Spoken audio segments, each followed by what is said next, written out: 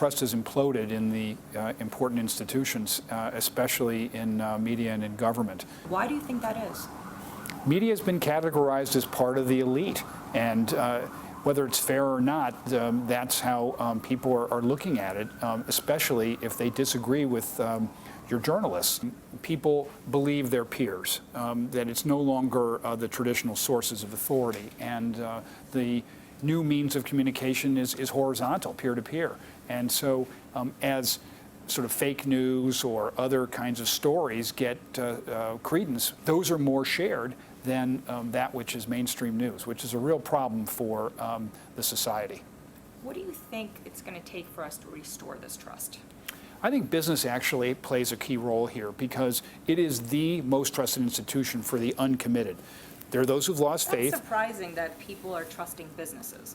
It's a little bit like the last retaining wall. We've had the Great Recession, we've had the globalization phenomenon, and then automation.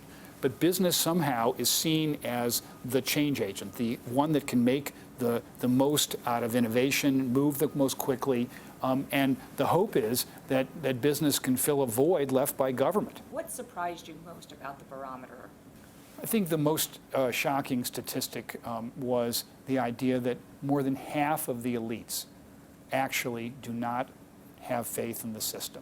Even those benefiting from globalization, technology, and all those things are voting for Brexit and voting for Trump. They want change, and that is amazing. What are your thoughts on President Trump, the new administration, on restoring that trust?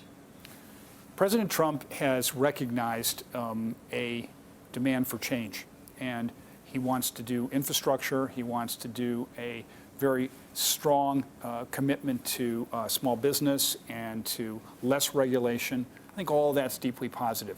And he's speaking directly to people. He is talking to Ford and getting them to put their factories back in America. All that's good. The question is, what's the long-term play? Because some of these forces, like automation, are inexorable.